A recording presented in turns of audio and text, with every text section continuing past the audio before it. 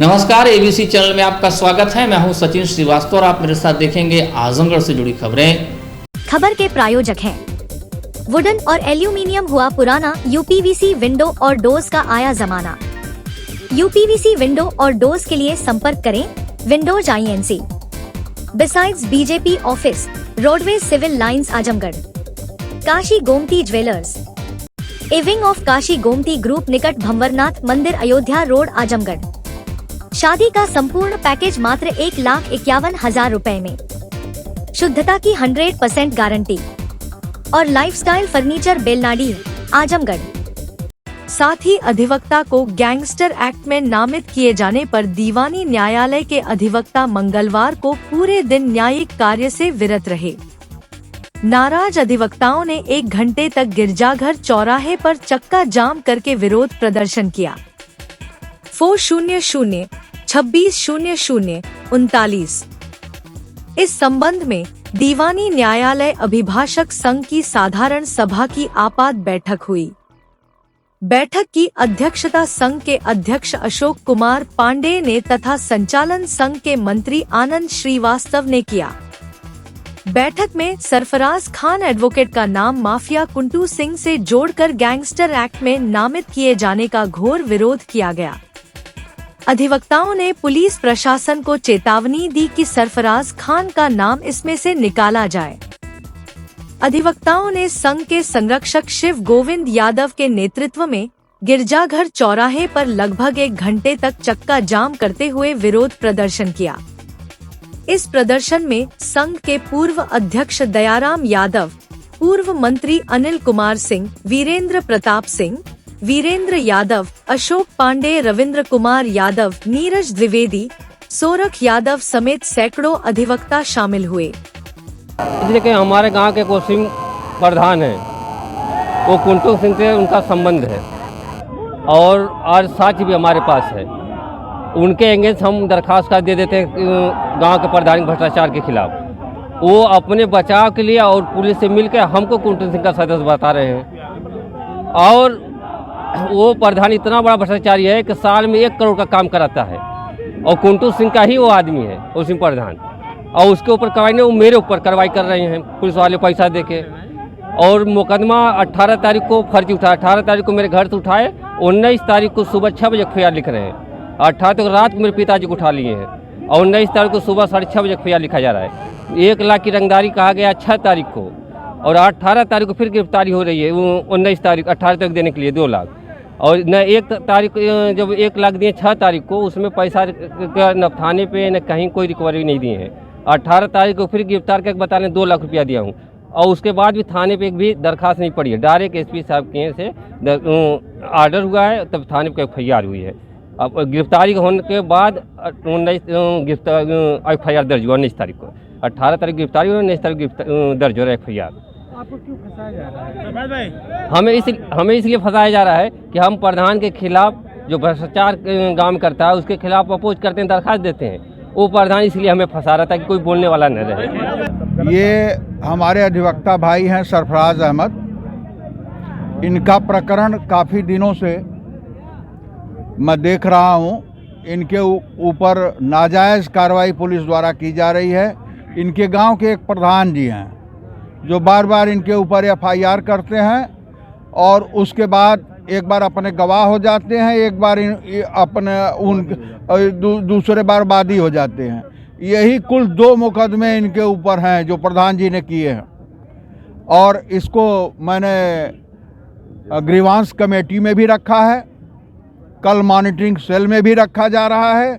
कल जज साहब से बात हुई थी, लेकिन इसके बाद भी जो FIR है वह इनकी दर्ज हुई है, यह गलत है। और ऐसे अधिवक्ता को इस तरह से जो कि रोज़ कचहरी आ रहा है उसको गैंगस्टर कहना यह बहुत ही शर्मनाक है, बहुत ही दुर्भाग्यपूर्ण है और इसको अधिवक्ता कभी सहन नहीं करेगा। आदरणीय सरफराज खान साहब हैं जो जीयनपुर थाने के रहने वाले हैं, बरडीहा गांव के रहने वाले हैं। उनको जीयनपुर पुलिस द्वारा स्थानीय गांवी रंजिश की वजह से इनको मुकदमे में फंसाया गया है और उसी मुकदमे के आधार पर इनके ऊपर गैंगस्टर की कार्रवाई की जा रही है, जिसका हम अधिवक्ता समाज पुरजोर विरोध कर रहा है। और इस मामले को स्टीयरिंग कमेटी में भी रखा गया था, लेकिन एसपी और डीएम साहब खुद इसमें इंटरेस्ट लेकर के हमारे अधिवक्ता को फंसा रहे हैं। उधर से एक गांव का प्रधान है जिससे इनकी गाय रंजिश रहती है, उसी के द्वारा पैसा दे करके इनको फर्जी मुकदमे में फंसाया जा रहा है और कुंटू सिंह के गिरोह से इनको सम्मिलित किया जा रहा है, जिसका अधिवक्ता पुरजोर विरोध कर रहा है। आवाज़ हम लोगों का 1 घंटे का चक्का जाम है। आगे हम लोग अगर हमारे भाई को मुकदमे से नहीं निकाला गया, हम लोग अनवरत हड़ताल पर जाएंगे और चक्का जाम करेंगे। इसके लिए जो भी करना होगा किया जाएगा, हम लोग पीछे नहीं हटेंगे। आजमगढ़ का अहरौला थाना अक्सर ही चर्चा में बना रहता है, कभी आपराधिक घटनाओं को लेकर तो कभी विवादों के कारण। एक बार फिर अहरौला थाना चर्चा में है और चर्चा का कारण थाने के एक चौकीदार द्वारा थाने के पुलिसकर्मियों पर लगाए गए गंभीर आरोप हैं। दरअसल सोमवार को एसपी ग्रामीण चिराग जैन अहरौला थाने का वार्षिक निरीक्षण पर पहुंचे थे। लगभग 3 बजे अहरौला थाने पर पहुंचे गार्ड ऑफ ऑनर देकर पुलिस टीम ने सलामी दी। सीधे एसपी ग्रामीण चौकीदारों से रूबरू हुए। चौकीदारों ने 3 सालों से साफा नहीं मिलने, कुछ लोगों को जूता भी नहीं मिलने की शिकायत की। एसपी ग्रामीण चिराग जैन ने 40 चौकीदारों को लाल साफा और अच्छे काम करने वाली चौकीदारों को नगद पुरस्कार दे कर सम्मानित किया। वहीं चौकीदारों की शिकायत सुनने के क्रम में गहजी गांव के भकुही के चौकीदार सुरेश यादव ने थाने से जुड़ा अपना दर्द रोकर एसपी ग्रामीण को सुनाया। सुरेश यादव ने शिकायत किया कि चौकीदार होने के नाते जो गोपनीय सूचनाएं दी जाती है, उसे थाने के स्टाफ दलालों के माध्यम से सुविधाएं लेकर मामला रफा-दफा कर देते हैं। यही काम थाने के लोगों द्वारा किया जा रहा है। यहाँ तक कि मेरी व्यक्तिगत समस्या दलालों की भेंट चढ़ गई। समस्या सुनने के बाद एसपी ग्रामीण चिराग जैन ने चौकीदार से लिखित में शिकायत देने को कहा इसकी जांच मैं स्वयं जांच करूंगा। चौकीदार सुरेश यादव एसपी ग्रामीण चिराग जैन के सामने भावुक होकर समस्या को लेकर रोने लगे। कहा कि साहब मेरी चौकीदारी रहे या जाए मुझे इसका गम नहीं, जो यह लोग यहाँ जो कर रहे हैं मैं वह आपके सामने बयां कर रहा हूँ। जी हम अपनी मजबूरी में अपना के खेत 1 बीघा रेहन रखे हैं और उसको दरोगा ने हमारे लड़के से कहा जा कर के रेहन वाले को मना कर देना, वो बोएगा नहीं। वो खेत नहीं बोया और हमारे घर पर सुबह में भाग करके आया, कहा हमारा पैसा नहीं दिए और खेत भी बोने के लिए मना किए। हमने कहा हमने तो मना नहीं किया। तो उसने कहा कि आपका लड़का आया और कह रहा कि बड़े साहब ने कहा कि जाकर मना कर देना, खेत नहीं बोएगा। तो साहब खतौनी आपके नाम है कि हमारे नाम? हमने पूछा, वो बोले कि मनीष पाल बोले कि खतौनी तुम्हारे नाम है। तो हम कहा खतौनी हमारे नाम है तो हमारे खेत के आप मालिक हैं कि हम मालिक हैं? वो बोले तुम मालिक हो। तो हमने कहा कि तो हमारी खतौनी क्यों आप पैसा लेकर जोतवा दिए? इसके बाद हमको डांटने लगे, हमारी एक भी बात को नहीं सुने। फिर हमने लिख करके दिया, वो बोले कि तुम्हारा लड़का पैसा वापस करेगा, खेत जोतेगा। तो हमने कहा कि अगर हम उससे पैसा लिए हैं अपनी जरूरत पर, अगर ये फसल 2 फसल नहीं बो पाएगा तुरंत उसका पैसा वापस कर देंगे अपना काम निकालने के बाद। फिर हमारी मार्केट खराब हो जाएगी, कभी हमको कोई नहीं पहचानेगा। तो एक बुढ़ा आदमी थे, वो बोला बेटा सही बोल रहे हो, 1 फसल 2 फसल तो कम से कम वो बोले। इसके बाद दरोगा नहीं माने, कहे नहीं वो पैसा वापस करेगा। तो हमने कहा ठीक है पैसा वापस कर दो। पैसा भी वापस नहीं किया और दरोगा जी जो पैसा लिए थे उसी के वजह से लड़के को ललकार करके खेत को जोतवा कर बोवा दिए। तो आपने ग्रामीण एसपी शिकायत की है, क्या कुछ न्याय की उम्मीद जगी है? हाँ, एसपी ने क्या कहा आपसे? आपने तो अपनी एसपी के सामने हमने गुहार लगाई और बात को अपनी कही। एसपी ने कहा कि इससे मेन बिंदुओं पे आप बात करिए कि जब एसपी साहब ग्रामीण एसपी चिराग जैन आए जी तो उस समय आप लोगों से रूबरू हुए जी, तो रूबरू होने के बाद ही आपने अपनी बात को शुरू कर दी या वो पूछे आपसे कुछ? नहीं, वो बोले कि जो कोई चौकीदार को कोई समस्या है तो बताओ। हाँ, हम उठकर खड़े हो गए, हमने बताया कि श्रीमान जी खेत खतौनी हमारे नाम है। ये बड़े साहब जो दरोगा जी हैं एक पैसा लेकर हमारे लड़के और हमारे कौन दरोगा? मनीष पाल जी एक जोतवा दिए। अच्छा, और खतौनी हमारे नाम है, सब खेत हमारे लड़के बोलिए, हमारे पास एक कड़ी नहीं बची है श्रीमान जी, हम कहाँ से खाएंगे? और हम बार सुरेश जी जब आप पूर्ण रूप से भावुक हो गए, रोने लगे जी, तो ऐसी कंडीशन में थाने के और स्टाफ या मनीष पाल जी या फिर ग्रामीण एसपी चिराग जैन क्या आपसे कुछ कहे? नहीं, वो जब हम भावुक होकर रोने लगे तो साहब ने कहा कि इसको लिख कर दो, लिखित करके दो। तो आप लिखित रो दिया रहे था। थे और वो जी, आपसे लिखित तहरीर मांग रहे थे ग्रामीण एसपी, जी माने उस पर तत्काल एक्शन नहीं लिया गया कोई? नहीं, तब हम इसके बाद ऑफिस में जा करके लिख करके एप्लीकेशन दिए। अच्छा, जी नहीं तो जब आप कुछ- रोने लगे जी। तो उस पर तत्काल कोई एक्शन किसी स्टाफ की तरफ से नहीं लिया गया? नहीं या किसी ने नहीं बताया कि सर चौकीदार सही बोल रहा है या गलत बोल रहा है? नहीं। तो फिर आपने उनसे और क्या कहा? फिर और हमने ये बताते हैं कि चौकीदार लोग कोई सूचना देते हैं, तो हमने कहा श्रीमान जी अगर चौकीदार गांव की कोई घटना की सूचना देता है तो ये लोग उसको पकड़ करके पैसा ले लेते हैं। और यही थाने वाले लोग पकड़ कर पैसा ले लेते हैं इसको, और कहते हैं कि पैसा ले लेते हैं और छोड़ देते, कहते हैं कि चौकीदार फला चौकीदार ने बताया, तो चौकीदार मरने के कगार में आ जाएगा तो उनको कोई बचाने वाला नहीं है। तो सुरेश जी एक चीज़ बताइए कि जैसे आपने आरोप लगाया पुलिस पर कि हम लोग जब कोई शिकायत ग्रामीण अंचल की देते हैं थाने पर, जी तो ये पुलिस वाले वहाँ पर पहुँचते हैं और पैसा लेकर के उनका काम रफा दफा वहीं पर कर देते वहीं हैं। पर रफा दफा कर देते तो हैं। जो आप आरोप लगा रहे हैं कि पैसा लेकर के वो कर देते हैं, हाँ। तो इसका कोई सबूत आपके पास है कि पैसा लेते हैं लोग? ये तो चैलेंज है कि बिना पैसा लिए ऐसा करबे नहीं करते हैं लोग, कतई पैसा लोग लेते हैं, पैसा लेते हैं और जैसे रफा सुरेश दफा जी कर ये देते हैं। मौखिक रूप कई से आपसे मामले भी में- कभी मांगा कई गया है? मामले में हम भी आए थे और उस मामले में हमसे भी पैसे की बात की गई कि इतना पैसा दिला दो, इतना पैसा दिला दो। इसी तो हम का- कहे कि हम दलाल अच्छा, नहीं हैं। अन्य काम के लिए या इसी काम के लिए, आपके काम के लिए? नहीं और अन्य कामों में हमको कहते हैं कि हर मामले में चौकीदार आता है। हम न तो दलाल हैं, न किसी का चाय पीते हैं, न किसी का एक पैसा लेते हैं। हम अपनी गरीबी अपनी ईमानदारी पर झेलते हैं और हमको लोग गिरी हुई निगाह से देखते हैं कि हमको दलाली नहीं करवाता है। यानी किसी काम के लिए जब किसी की समस्या लेके आप आते हैं जी तो यहाँ की स्टाफ के द्वारा कहा जाता है कि कुछ पैसा लेके काम करवा लो। हाँ, यही कहते हैं लोग। कौन लोग? कि माने स्टाफ के लोग बहुत लोग कहते हैं, सभी लोगों का यही नेचर है। लेकिन जो ये यशो हैं, इनका तो एकदम नेचर है कि पैसा ही पैसा, पैसा ही पैसा। एसपी ग्रामीण ने कहा कि थाने के चौकीदार ने लिखित शिकायत दी है, जिसकी जांच मैं स्वयं कर रहा हूं। चौकीदार के आरोप गंभीर हैं और जांच में जो भी दोषी पाया जाएगा उसके खिलाफ कार्रवाई की जाएगी। देखिए, कल दिनांक 16 दिसंबर 2024 को थाना अरोला का मेरे द्वारा वार्षिक निरीक्षण किया गया। वार्षिक निरीक्षण के दौरान मेरे द्वारा चौकीदारों से मीटिंग भी की गई। दौरान मीटिंग एक चौकीदार हैं सुरेश यादव, उनके द्वारा अपनी व्यक्तिगत समस्या के संबंध में अवगत कराया गया कि मेरा ज़मीनी विवाद है पट्टीदार से, जिसमें पुलिस द्वारा कार्रवाई नहीं की गई है, बल्कि मेरे ऊपर ही कार्रवाई की गई है। इसके साथ ही उसने ये भी बताया कि कुछ मैं सूचना देता हूँ वो भी थाना द्वारा नहीं सुनी जाती है और उन पर भी रफा दफा कर दिया जाता है। ये दोनों प्रकरण मेरे संज्ञान में आए हैं। मैं इन दोनों की स्वयं जांच कर रहा हूँ। जांच के दौरान जो भी तथ्य प्रकाश में आएंगे उनके आधार पर कार्रवाई कराएंगे। चौकीदार प्रथम सूचना देता है किसी भी अपराधी गतिविधि की, सूचनाएं अगर थाने से लीक हो रही है तो कितना गंभीर मामला है?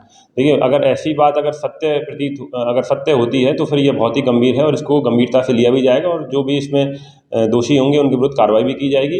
लेकिन चूंकि इसमें जो प्रथम दृष्टया जांच में लगा उसमें चूंकि उसका ज़मीनी विवाद चल रहा है जिसमें पुलिस द्वारा कार्रवाई नहीं की गई, उसी कारण क्षुब्ध होकर उसने यह आरोप पुलिस पर लगाए हैं, ऐसा प्रथम दृष्टया प्रतीत हो रहा है। लेकिन हम लोग गहराई से इसकी जाँच कर रहे हैं। जो भी तथ्य आगे प्रकाश में आएंगे उनके आधार पर कार्रवाई करेंगे। समाजवादी पार्टी के नेता, मुख्य सचेतक व सांसद धर्मेंद्र यादव ने मंगलवार को सदन में केंद्र सरकार द्वारा लाए गए संविधान में 129वें संशोधन के विरोध में बोलते हुए कहा कि अभी 2 दिन पहले संविधान को बचाने तथा संविधान की गौरवशाली परंपरा को निभाने की कस्में खाने में कोई कमी नहीं रखी, परंतु 2 दिन के बाद ही हमारे संविधान की मूल भावना संघीय ढांचे को खत्म करने के लिए केंद्र की भाजपा सरकार संविधान संशोधन बिल लेकर आई है। मैं अपनी पार्टी व राष्ट्रीय अध्यक्ष अखिलेश यादव की ओर से कहना चाहता हूं कि यह संशोधन बिल क्षेत्रीय संस्कृति वेशभूषा के विरुद्ध है।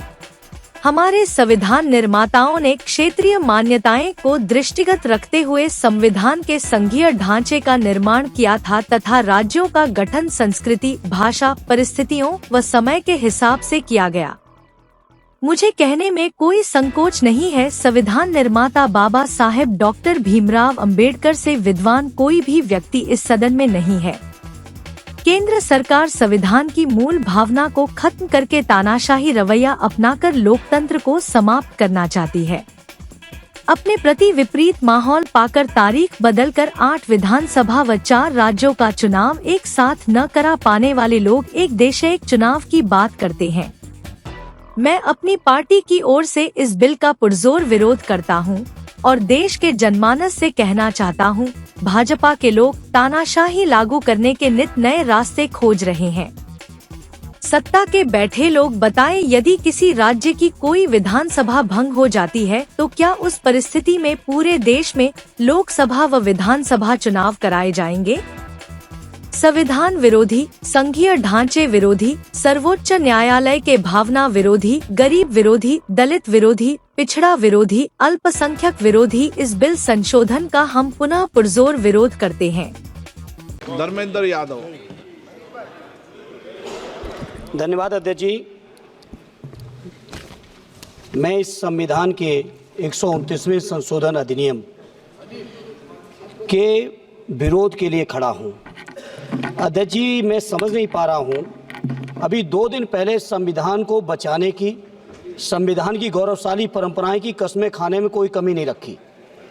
2 ही दिन के अंदर संविधान की जो हमारी मूल भावना है, 2 ही दिन के अंदर संविधान का जो हमारा बेसिक स्ट्रक्चर है, 2 ही दिन के अंदर संविधान का जो हमारा संघीय ढांचा है, उसको खत्म करने के लिए संविधान संशोधन बिल लाए हैं। मैं मनीष तिवारी जी से सहमत हूं और अपनी पार्टी और अपने नेता आदरणीय अखिलेश यादव जी की ओर से कहना चाहता हूं, ये बिल पूरे देश के जो अलग अलग भेष, भाषाएं, संस्कृति, क्षेत्र की जो मान्यताएं हैं, जो हमारे संविधान निर्माताओं ने बहुत सोच विचार के मंथन अध्ययन करके ये संघीय ढांचा तैयार किया था, राज्यों का गठन भी किया था, संस्कृति के हिसाब से, क्षेत्र के हिसाब से, भाषा के हिसाब से, परिस्थितियों और समय के हिसाब से। मैं नहीं समझता अध्यक्ष जी, मुझे कहने में कोई संकोच नहीं, उस समय के हमारे संविधान निर्माताओं से विद्वान, बाबा साहब भीमराव अंबेडकर से ज्यादा विद्वान इस सदन में अभी कोई नहीं बैठा, मुझे कहने में संकोच नहीं है। और ये संविधान की मूल भावना को खत्म करके कैसे तानाशाही के रास्ते निकाले जाएं, इसके अलावा कोई काम ही नहीं बचा है। आखिर ये मनीष तिवारी जी ने कहा, कहीं एक विधानसभा के चुनाव अगर कोई अविश्वास आता है, अगर बहुमत नहीं मिलता है, तो क्या पूरे देश का चुनाव कराओगे? पूरे देश का चुनाव कराओगे? और ये लोग एक देश, एक संविधान, एक चुनाव की बात करते हैं, जो लोग 8 विधानसभाएं भी एक साथ नहीं करा पाते हो, मौसम देख के तारीखें बदलते हो, वो लोग बात करते हैं एक देश एक चुनाव की। इसलिए अध्यक्ष जी, मैं अपनी पार्टी की ओर से, अपने नेता आदरणीय अखिलेश यादव जी की ओर से इस बिल का पुरजोर विरोध करता हूं और आपके माध्यम से देश के जनमानस से कहना चाहता हूं, ये भारतीय जनता पार्टी के लोग तानाशाही लाने के नित नए रास्ते लाते हैं। जो 8 विधानसभाओं का चुनाव एक साथ नहीं करा पाए, 4 राज्यों के चुनाव एक साथ नहीं करा पाए, वो पूरे देश की लोकसभा और सारे प्रांतों की विधानसभाएं एक साथ कराने की बात करते हैं। मैं पूछना चाहता हूं सरकार से, अगर एक प्रांत के अंदर सरकार गिरती है तो क्या पूरे देश की लोकसभा के चुनाव कराओगे? क्या अगर लोकसभा के चुनाव के चक्कर में उस प्रांत के लोग क्यों सफर करेंगे? अरे चर्चा कर लेना, अरे कुछ नहीं बचा है, कुछ नहीं बचा है आपके पास। अध्यक्ष जी, सदन को थोड़ा सा सिस्टम में लाएं। अध्यक्ष जी, आपसे अनुरोध है, आपके माध्यम से सरकार से अनुरोध है, जनता ने बड़ी उम्मीदों के साथ हम सबको भेजा है और हम सब लोगों की जिम्मेदारी है, ये संविधान विरोधी, संघीय ढांचे विरोधी, बेसिक स्ट्रक्चर विरोधी, कई केसों की चर्चा की मनीष तिवारी जी ने, मैं उनके साथ जोड़ते हुए माननीय सर्वोच्च न्यायालय की भावनाओं के विरोधी, गरीब विरोधी, दलित विरोधी, पिछड़ा विरोधी, मुसलमान विरोधी, इस नीयत को वापस लो। ये अध्यक्ष जी, आपके माध्यम से मेरी आपसे प्रार्थना है। बहुत बहुत धन्यवाद। मंडलायुक्त मनीष चौहान ने मंडल के जनपदों में हुए विकास कार्यों की समीक्षा के दौरान जिलाधिकारियों से कहा कि जल जीवन मिशन के तहत जो परियोजनाएं पूर्ण हो चुकी हैं, उनसे संबंधित गांवों में वाटर सप्लाई की चेकिंग कराएं, जिससे गांवों में पानी उपलब्ध कराए जाने की स्थिति स्पष्ट हो सके।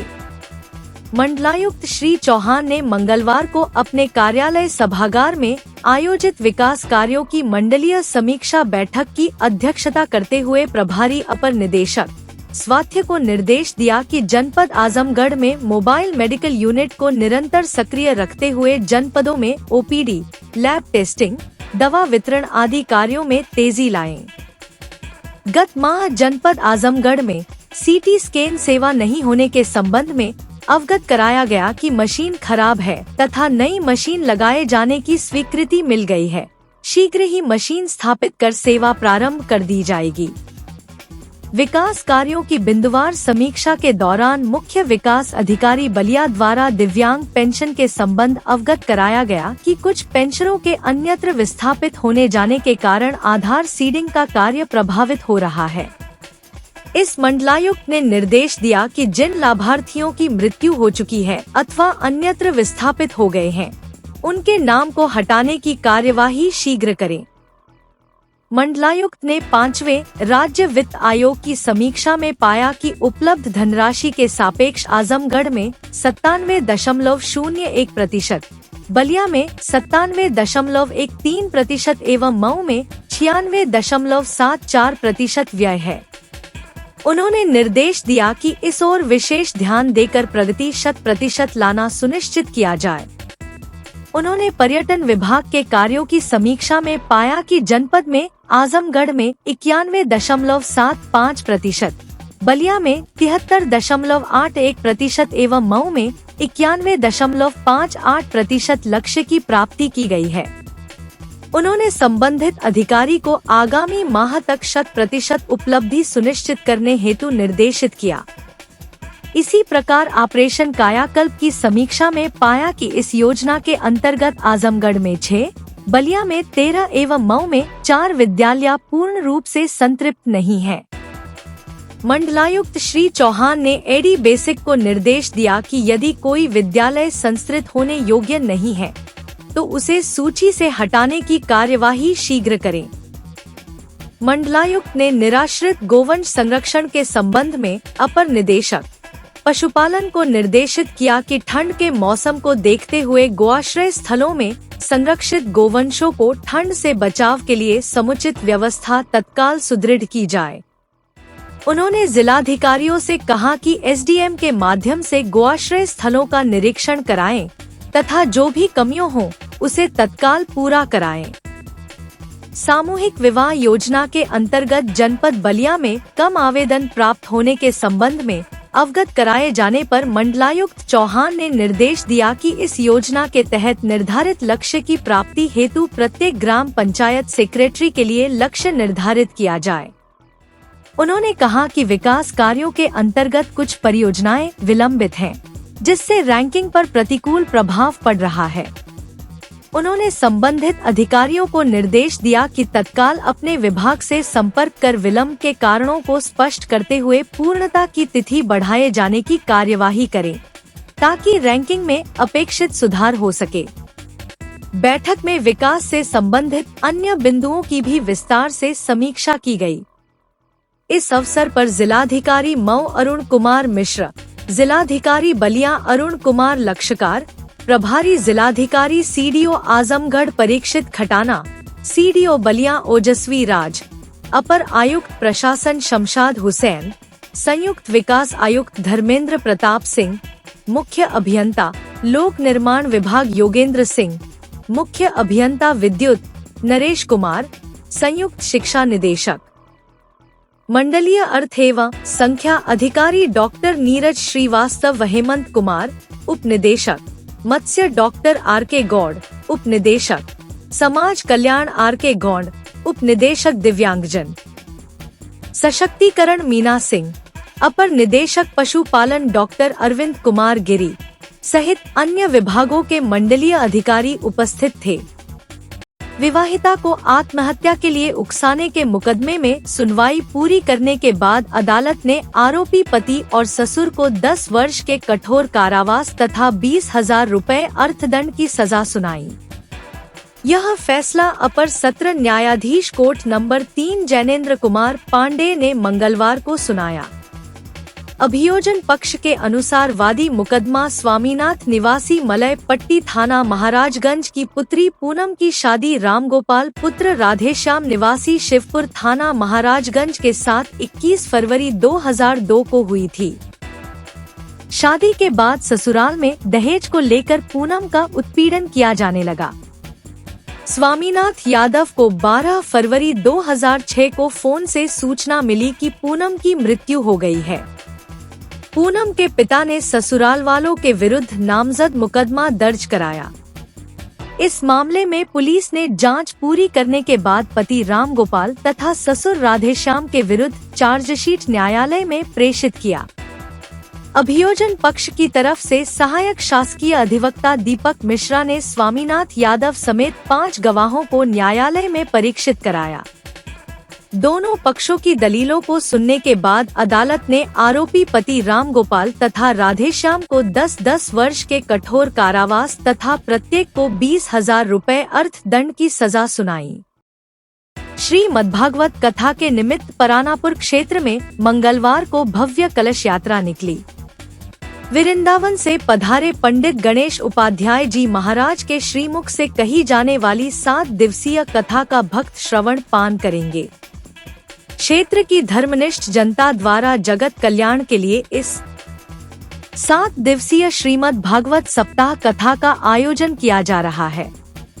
व्यासपीठ पर वृंदावन वासी पंडित गणेश उपाध्याय जी महाराज अपनी अमृत वाणी से श्रीमद् भागवत कथा का व्याख्यान करेंगे। इसी कथा के निमित्त मंगलवार को परानापुर क्षेत्र में यह भव्य कलश शोभा यात्रा निकाली गई। विभिन्न मार्गों से होकर गुजरी इस कलश व शोभा यात्रा ने तमसा नदी से पवित्र जल कलशों में भरा। कथा का समापन व महाप्रसाद का वितरण आगामी 24 दिसंबर को प्रस्तावित है। आपको बता दें कि नगर से सटे परानापुर स्थित हनुमान मंदिर पर 7 दिवसीय श्रीमद् भागवत कथा का आयोजन किया गया है। मंगलवार को सुबह 10:30 बजे से हाथी, घोड़ा, बैंड बाजा संग कलश यात्रा निकाली गई। हरबंशपुर शाही पुल स्थित तमसा नदी से कुंवारी कन्याओं ने पवित्र जल कलश में भरकर विभिन्न मार्गों से होते हुए कार्यक्रम स्थल पर पहुंची। कलश यात्रा के दौरान श्रद्धालुओं द्वारा किए जा रहे जयघोष से पूरा क्षेत्र भक्तिमय हो गया। कथावाचक पंडित गणेश उपाध्याय ने बताया कि श्रीमद् भागवत कथा 23 दिसंबर तक चलेगा। 24 दिसंबर को विशाल भंडारा का आयोजन किया गया है। उन्होंने बताया कि भागवत कथा से मन का शुद्धिकरण होता है। इससे संशय दूर होता है, मानव को शांति व मुक्ति मिलती है। श्रीमद् भागवत कथा श्रवण से जन्म जन्मांतर के विकार नष्ट होकर प्राणी मात्र का लौकिक व आध्यात्मिक विकास होता है। जहां अन्य युगों में धर्म लाभ एवं मोक्ष प्राप्ति के लिए कड़े प्रयास करने पड़ते हैं, कलयुग में कथा सुनने मात्र से व्यक्ति भवसागर से पार हो जाता है। सोया हुआ ज्ञान वैराग्य कथा श्रवण से जागृत हो जाता है। कथा कल्पवृक्ष के समान है, जिससे सभी इच्छाओं की पूर्ति की जा सकती है। कलयुग में भागवत साक्षात श्रीहरि का रूप है। पावन हृदय से इसका स्मरण मात्र करने पर करोड़ों पुण्यों का फल प्राप्त हो जाता है। इस कथा को सुनने के लिए देवी देवता भी तरसते हैं। समाज सेवी स्वर्गीय लालचंद यादव बाबूजी की 3य पुण्यतिथि पर श्रद्धांजलि सभा उनके पैतृक ग्राम राउतमऊ में उनके भतीजे अखिलेश यादव की अध्यक्षता व संजय यादव के संचालन में संपन्न हुई। श्रद्धांजलि सभा में मुख्य अतिथि के रूप में पूर्व विधायक रामदर्शन यादव व उत्तर प्रदेश कांग्रेस कमेटी के पूर्व प्रदेश सचिव राम अवध यादव उपस्थित रहे। उन्होंने बाबू लालचंद यादव के जीवन पर प्रकाश डालते हुए कहा कि वह हमेशा गरीबों व कमजोर वर्ग के लोगों की सहायता के लिए आगे रहते थे। सामाजिक व राजनीतिक कार्यक्रमों में भी बढ़ चढ़कर हिस्सा लेते थे। आम लोग उनको सम्मान से बाबूजी के नाम से पुकारते थे। श्रद्धांजलि सभा के दौरान प्रमुख रूप से बालचंद यादव, अजीत प्रसाद यादव, सालचंद यादव, शिवलोचन यादव, राजनारायण यादव राजू, ज्ञान प्रताप सिंह, दुर्ग विजय यादव, उमाशंकर यादव पिंटू, अतुल यादव, हरेंद्र यादव, पिंटू यादव, पूर्व प्रधान संतराज यादव, रामध्यान यादव, मगदीश यादव, संपत यादव, युवराज सिंह, आशुतोष दुबे, अरुण यादव व विपिन सिंह तमाम लोग उपस्थित रहे। सभी लोगों ने बाबूजी के चित्र पर पुष्प अर्पित कर उन्हें नमन किया। Kashi Gomti jewellers, a wing of Kashi Gomti group, निकट भंवरनाथ मंदिर, अयोध्या रोड, आजमगढ़।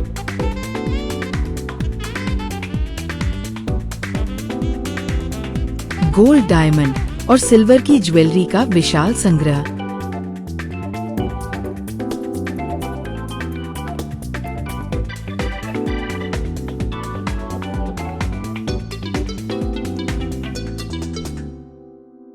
शादी के गहनों का संपूर्ण पैकेज मात्र 1,51,000 रुपए में। शुद्धता की 100% गारंटी। खूबसूरत लम्हों को बनाएं और यादगार। पहुँचे काशी गोमती ज्वेलर्स, निकट भंवरनाथ मंदिर, अयोध्या रोड, आजमगढ़। वुडन और एल्युमिनियम हुआ पुराना, यूपीवीसी विंडो और डोर्स का आया जमाना। अपने घर, मकान और ऑफिस में लगवाएं शानदार यूपीवीसी विंडो और डोर्स। दीमक, पेंट, पॉलिश के खर्चों से बचें। High security, sound proof, energy saving, fire resistant, water proof, one time investment. UPVC window और डोर्स अब आपके शहर आजमगढ़ में उपलब्ध। Windows INC besides BJP office, roadways, civil lines, Azamgarh. Lifestyle furniture, Belnadi, Azamgarh. सभी प्रकार के फर्नीचर एवं इलेक्ट्रॉनिक सामानों की भरपूर रेंज उपलब्ध। हमारे यहाँ EMI की सुविधा 0% ब्याज पर उपलब्ध। इलेक्ट्रॉनिक सामानों में LED TV, refrigerator, washing machine, air conditioner, air cooler, deep freezer, water cooler, mixer juicer, iron, fan, induction, battery, inverter, electric geyser, gas geyser, आटा चक्की इत्यादि। फर्नीचर के सामानों में बेड, गद्दा, सिंगारदान, अलमीरा, sofa, table, chair, rack, stool, संदीली, सीढ़ी, डाइनिंग टेबल, झूला आदि। शादी विवाह की हो तैयारी या ऑफिस और घर के लिए सामानों की करनी हो खरीदारी, पहुँचिए लाइफस्टाइल फर्नीचर, बेलनाडी, आजमगढ़।